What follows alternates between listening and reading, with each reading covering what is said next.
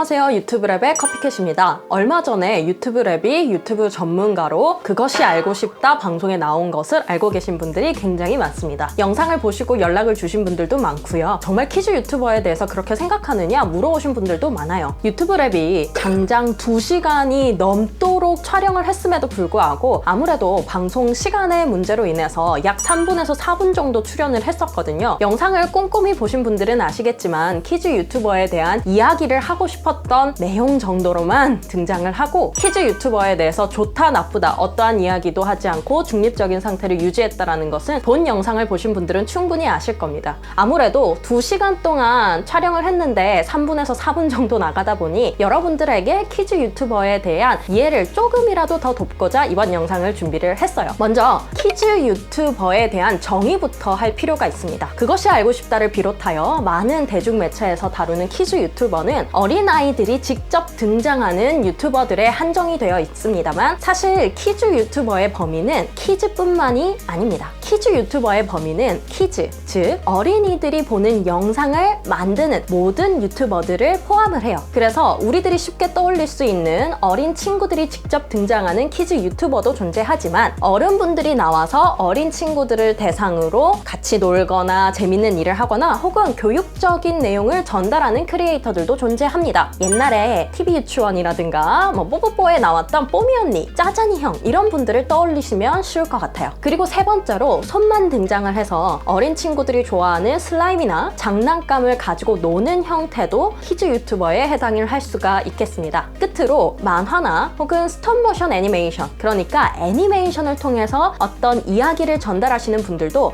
어린이들이 많이 보는 영상이기 때문에 키즈 유튜버라 불릴 수가 있어요. 어린이뿐만 아니라 어른 제작자들도 어린이를 대상으로 하는 컨텐츠 제작을 많이 하고 있기 때문에 특정 키즈 유튜버들에 대해서만 이야기를 짚게 되면 아무래도 특정 집단에 대한 오해가 생기기 쉬운 것 같습니다. 유튜브랩이 그것이 알고 싶다에서 나와서 이야기한 것 중에 키즈는 돈이 된다라는 그런 파트가 있었었는데요. 정확하게 말하자면 앞에 있는 이야기가 조금 더 첨부가 돼야 될 것 같아요. 키즈 유튜버를 도전하시는 분들이 왜 많아졌는가에 대한 이야기를 하는 건데 시간상의 이유로 잘린 것 같습니다. 일단 키즈 유튜버 분들 중에서 수익을 목적으로 들어오신 분들이 많은 배경에 대해서 이야기를 하자면 초창기에 유튜브 크리에이터를 추천하는 책들은 대부분 키즈 크리에이터 분들이 집필하신 책들이 많이 나왔어요. 대중매체에서 다루는 어떤 크리에이터들이 성공을 한다라고 했을 때 다루어진 크리에이터들 중에 대부분이 어린 친구를 대상으로 하는 유튜버들이었습니다. 본인의 경험을 나누는 그런 내용들이 많다 보니까 아무래도 키즈 크리에이터 분들의 경험치가 더 많이 시중에 나올 수 있게 되었고 그걸 통해서 배우고자 하시는 분들이 선택한 크리에이터 컨텐츠가 바로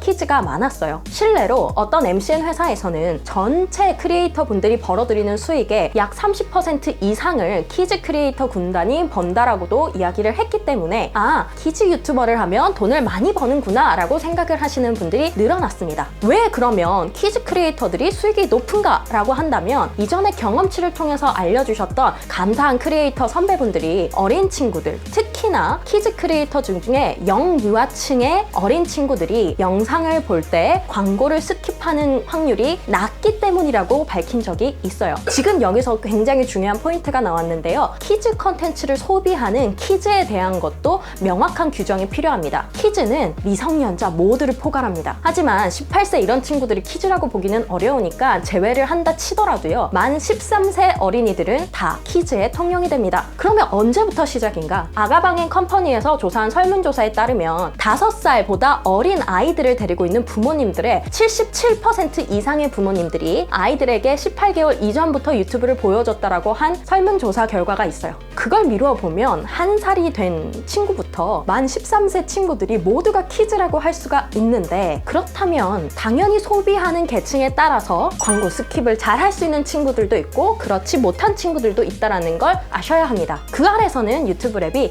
아기라고 한정을 지었기 때문에 우리가 아기라고 떠올릴 수 있는 보통 한 3살, 4살 전후 친구들까지라고 보시면 되겠습니다. 그 친구들은 아무래도 부모님들께서 가사 일을 할 때 영상을 보여주는 확률이 높다라고 응답을 하셨기 때문에 어린아이들이 부모의 눈에 미치지 않는 동안 조작이 쉽지 않은 아이들이므로 광고 스킵 확률이 떨어져서 광고를 오래 보고 많이 볼 수 있는 환경에 있기 때문에 그들을 대상으로 하는 키즈 크리에이터들이 돈을 많이 번다라는 이야기가 나오게 된 것이죠. 그래서 수익을 목표로 하시는 분들 중에 키즈 유튜버를 목표로 하시는 분들이 많았던 배경이 될 수 있었던 것이에요. 하지만 미디어 리터러시 과정에서도 보면 스마트폰에 접근하고 사용 조작을 잘하게 되는 인원들의 연령이 점점 낮아지는 것을 보아 초등학교 저학년만 되어도 광고 스킵, 건너뛰기를 잘할 수 있기 때문에 이 정도 연령층이 되면 더 많은 경쟁자인 크리에이터 분들과 영상으로 경쟁하시고 영상 광고 수익도 떨어지기 때문에 실제로 키즈 유튜버를 돈만 보고 하신 분들은 오랫동안 원하는 수익을 벌어들이기는 힘든 구조입니다. 그렇다면 지금까지 키즈 유튜버를 열심히 잘 버티고 계신 분들은 어떤 분들일까요? 크게 3가지라고 나눌 수가 있는데요. 첫 번째는 정말 수익을 목표로 했던 분들 중에서요. 사업적인 면모를 보시고 투자를 하셔서 그에 응당하게 돈을 많이 내시고 그렇게 해서 회사처럼 운영하시는 분들이 있어요. 제가 하나의 예시를 들어드리면 거의 한 달에 1억 원 이상의 투자를 하셔서 컨텐츠를 만드시는 분들도 만나 뵈었습니다. 두 번째 같은 경우에는요. 어린 친구들과 추억과 기록을 남기기 위해 하시는 분들이에요. 특히 부모님들께서 우리 어린아이들의 예쁜 모습을 그리고 어린아이들이 하고 싶어 하기 때문에 그 모습을 예쁘게 담아서 오랫동안 간직하고 싶은 마음을 가지신 분들이죠. 그리고 유튜브 랩이 가장 추천하는 키즈 크리에이터 분들이기도 합니다. 왜냐하면 어린이와 좋은 추억을 쌓고 그 기록을 영상으로 남기는 것이 얼마나 도움이 되는지 잘 알고 있기 때문에 그리고 그 과정을 통해서 우리 어린 친구도 다양한 경험을 해볼 수 있기 때문에 이런 형태로 하시는 분들은 수익과 관계없이 꾸준히 계속해서 영상을 찍으실 수가 있죠. 그리고 끝으로 3번째인 경우는요. 돈과 가족보다는 본인의 창작 욕구를 어린 친구들을 통해서 실현하고 싶은 좋은 예시들입니다. 예를 들어서 교육의 목적으로 외국어라든가 미술이라든가 음악과 같은 부분들을 아이들에게 알려주고 싶어서 키즈를 대상으로 하는 영상을 찍어내시는 분들이죠. 예를 들어서 우리나라에 계신 정말 훌륭한 유치원, 초등학교, 중학교 교사분들이 되겠습니다. 생각보다 많은 분들이 어린아이들에게 교육 목적으로 영상을 찍고 있으니까요. 자, 오늘은 키즈 크리에이터에 대한 오해를 좀 풀어보는 시간을 가졌는데요. 다음 시간에는 키즈 크리에이터가 어떤 면이 좋은지 그리고 정말 아동학대에서 떨어질 수 없는지에 대해서 이야기를 다루고자 합니다. 이 지금 이야기하는 모든 내용이 그것이 알고 싶다 취재 때도 다 했단 말인데 그게 다 전해지지 않아서 너무 아쉽다는 말씀 다시 한번 드리고요. 다음 영상이 궁금하신 분들은 꼭 채널 구독과 알람 설정도 잊지 말아주시길 바랍니다. 혹시 키즈 크리에이터뿐만 아니라 다른 크리에이터에 대해서도 궁금하신 점이 있다면 밑에 댓글로 달아주세요.